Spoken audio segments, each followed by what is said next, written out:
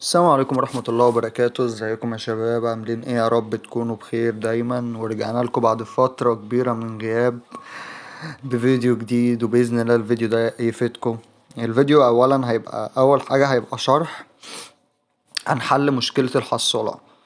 تمام؟ اللي هو ازاي يا محمد؟ اللي هو مثلا انا دلوقتي في ناس في بعض الاكونتات بتبقى الجيم عندها هنا بدل ما بيدي 50 بيدي 95، مع انهم بيبقوا قافلين الحصالة، بيبقوا قافلين دي عامة. تمام؟ فانا النهارده جايب لكم حل الخلاصه ليها، ولا هتحمل بقى نسخه زياده ولا تلعب من نسخه الطيران، لا انا هخليك تلعب من النسخه الاصليه بس في حل مشكله الحصاله. دلوقتي دي النسخه الاصليه اخر اصدار، اللي هي بتاعت متجر بلاي. بس انا عندي طبعا الاكونت هو مش بيخصم. تمام؟ انت دلوقتي عندك الاكونت بيخصم، هتروح جاي عامل إيه؟ تروح جاي ماسح دي خالص. تمام؟ تروح جاي اهو ماسح النسخه الاصليه من عندك من الجهاز، وهسيب لك انا النسخة اللي انا هثبتها دلوقتي، هسيبها لك في الديسكريبشن بتاع الفيديو. هتحملها وتسجل فيها بالاكونت بتاعك الاساسي، هي لودو كلوب الاساسية، بس الفرق طبعا اللي دي مش بتخصم.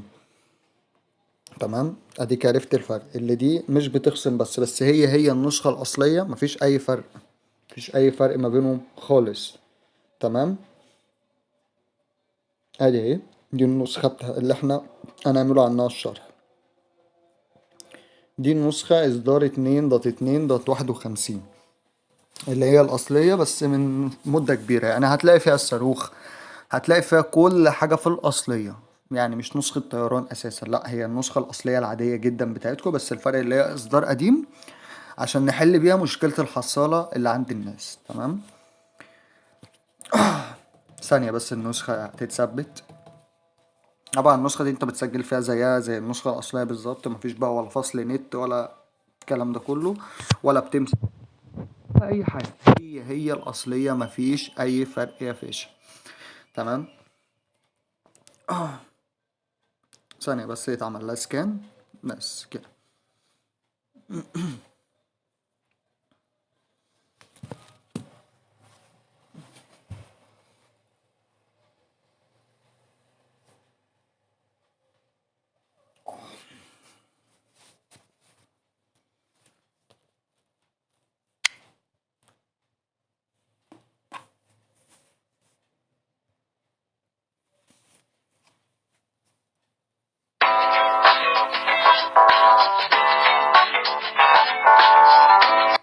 بس احنا كده قفلنا الصوت بتاع اللعبة، وهنسجله عادي جدا، هتسجل بالاكونت الاساسي بتاعنا بدون اي مشاكل. تمام؟ ادي هو الاكونت اللي انا كنت لسه فاتحه من دقيقتين، الاكونت الاساسي بتاعي اهو، وادي الصاروخ اهو مفيش اي مشكلة، وادي الرانك اهو برضه مفيش اي مشكلة، الصناديق تمام، حتى المتجر فيه الصناديق وفيه كل حاجة، مفهوش اي مشكلة نهائي. تمام؟ وادي اهو، حتى هو الطاولات، الصاروخ، الايموجي الجديدة موجودة، مفيش اي مشكلة. تمام؟ هي النسخة الاصلية مفيش اي مشكلة فيها خالص. تمام؟ حتى النردات اهي اللي لسه نازلة، ونردات الفاي بي. ثواني بس اللعبة بس تحمل.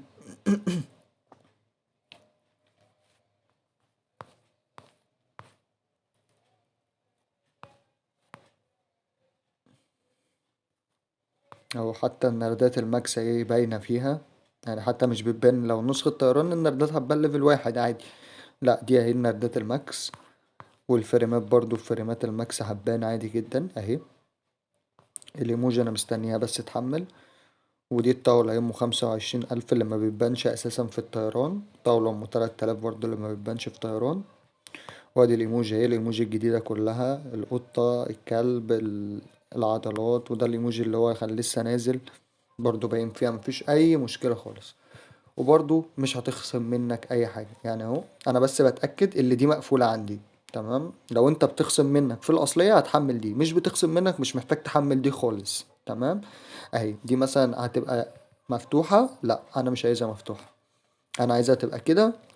كده انا مثلا لو دخلت جيم، وادي البولت اهو عامة، ماشي، انا مثلا لو دخلت جيم اهو هيجيب لي الكوينات زي ما هي، مش بتنقص اهي 400 كي.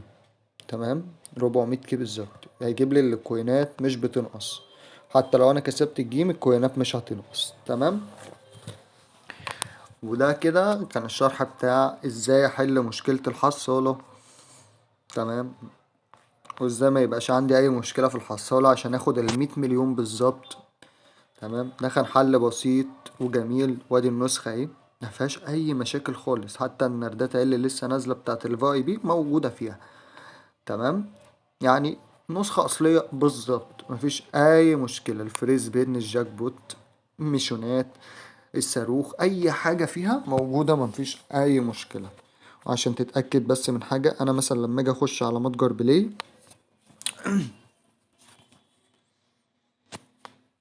تمام، وأكتب مثلا لودو كلاب، لما أجي أبص على النسخة الأصلية هيقول لي هنا أبديت. اوعى تعمل لها أبديت، متعملهاش أبديت نهائي، عشان ما ترجعش مشكلة الحصالة زي ما كانت. وده كان أول جزء من الشرح، ويلا بينا على الشرح التاني. ليتس جو. أول حاجة يا صاحبي، ده شات فاميليا ومجموعة شات فاميليا للطيران، وفي طبعا شات لودو كلاب الأونلاين بتاعنا. فطبعا لو انت عايز تخش شات الطيران، اذا كان ولد او بنت، هيلاقوا اللينك بتاع الاكونت بتاعي تحت في الديسكريبشن. وطبعا عشان بقالي فترة في ناس كتير اوي بتقولي طب احنا هنستفاد ايه من موضوع الطيران طول ما احنا بنخرج وبنطلع من الجيم.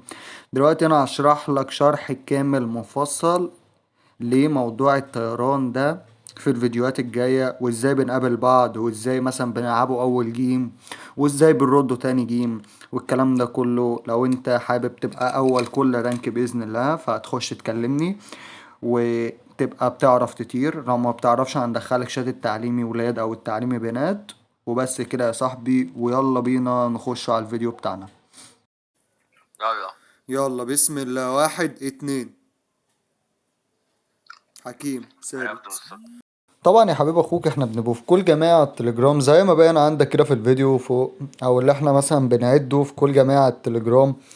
واول مثلا ما بنقول 1 او 2 على حسب النت بتاع الشخص اللي بيلعب معايا، بنخش. لو انت النت بتاعك ضعيف بتخش في 1، لو انت النت بتاعك تقيل بتخش، لو النت بتاعك قصدي سريع بتخش في 2، لو النت بتاعك بطيء بتخش في 1. وبس كده لحد ما نتقابلوا. بعد كده بنقوله ثابت. ثابت دي بنبقى احنا جوه الجيم مع بعض عشان نبتدي مثلا اللي هو يسيب لي الجيم. هو طبعا حكيم ساب لي اول جيم في الرانك. تمام. فانا دلوقتي بفضل اجري بكروتي لحد ما اوصل ل4 كروت بتوعي. هو بيدخل 2 او 3 بالكتير اوي، المهم اللي انا اكسب الجيم. بس هو ما يدخلش اقل من 2، لازم يدخل 2 عشان ما نتحرقوش. عشان لو اتحرقنا هنقعد اسبوع او 2 او 3 على حسب بقى اللعبة، لحد ما نتقابل تاني او نقدر نخش مع بعض تاني. طبعا ده من اساسيات الطيران. طبعا بعد الجيم ده هو هيبتدي يرد لي الجيم بتاعي، بتاعه انا هبتدي ارده له. اللي هو انا برضه هعمل معاه نفس الطريقه، اللي هفضل اطلع له الكروت قدامه عشان هو يدخل 4 كروت وانا ادخل كارتين ويترد الجيم بتاعه. احنا بنستفادوا ايه؟ اللي احنا كده بنتقابله زي الاونلاين بالظبط، بس الفرق اللي احنا بنتقابله طيران، اللي احنا كل يوم على الاقل بنرفع 2 3 بي يوميا في الرانك. بس كده يا صديقي، ده كان يعني موضوع اللي هو احنا ازاي بنتقابل. هوريك طبعا ازاي انا برد له الجيم برضو، اللي هو احنا بنعده تاني فبنتقابله تاني، فابتديت ارد الجيم. طبعا الجيم على 100 مليون، مفيش طبعا فريند على 100 مليون، والفريند ما بيزودوش الرانك. عشان لو انت فاكر اللي احنا بنتقابل فريند، لا احنا بنتقابل اونلاين عادي جدا. فيلا بينا نخش على الجزء التاني من الفيديو بعد ما انا كسبت الجيم ده. يلا بينا. طبعا انا عديت هو انا وحكيم تاني عشان ارد له الجيم بتاعه، وانا بسيب له الجيم بالطريقه اللي انتوا هتشوفوها دي دلوقتي. اللي انا بفضل اطلع قدامه واخليه يقتلني، بس اهم حاجه اللي انا ادخل كارتين. حتى لو اضطريت اللي انا اشتري، مهم ادخل كارتين عشان ما نتحرقوش. ده اهم حاجه بالنسبه لي طبعا. فاحنا بنكمل الجيم بنفس المبدأ ده. انا بدخل كارتين او 3 كروت، وهو بيدخل ال4 بتوعه، بسيبه يقتلني وبفضل اطلع له الكروت قدامه لحد ما هو يكسب الجيم. ابقى كده رديت له الجيم بتاعه. وبنفضل هكذا طول الطيران، نقضوها جيم وجيم جيم وجيم. الجيم بتاعنا ما بياخدش بالكتير قوي، بالكتير قوي يوم لما بياخد يعني بياخد 5 دقايق.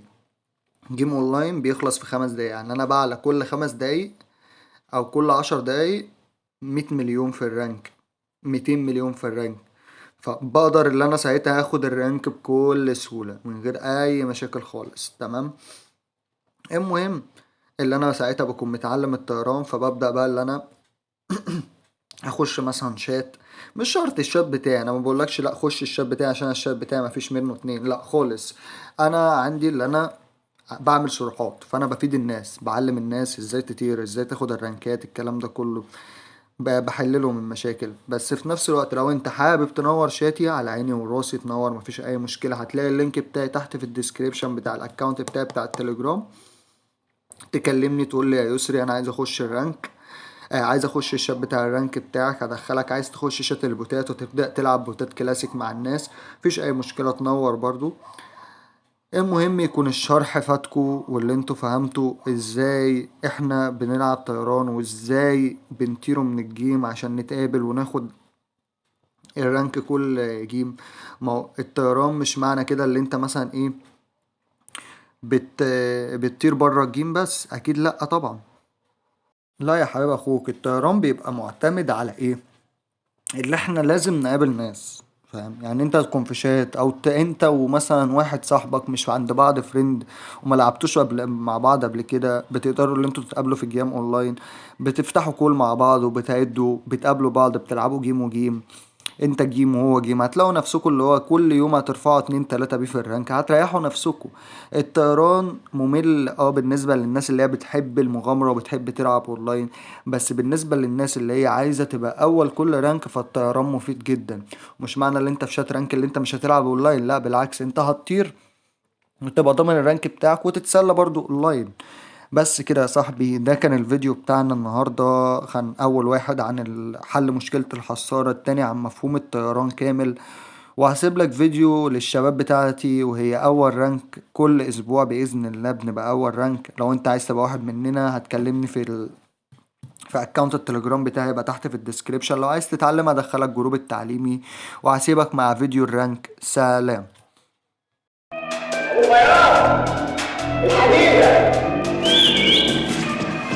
مجالنا مفتوح بالمجان، بس انتوا هتصوا بشدة.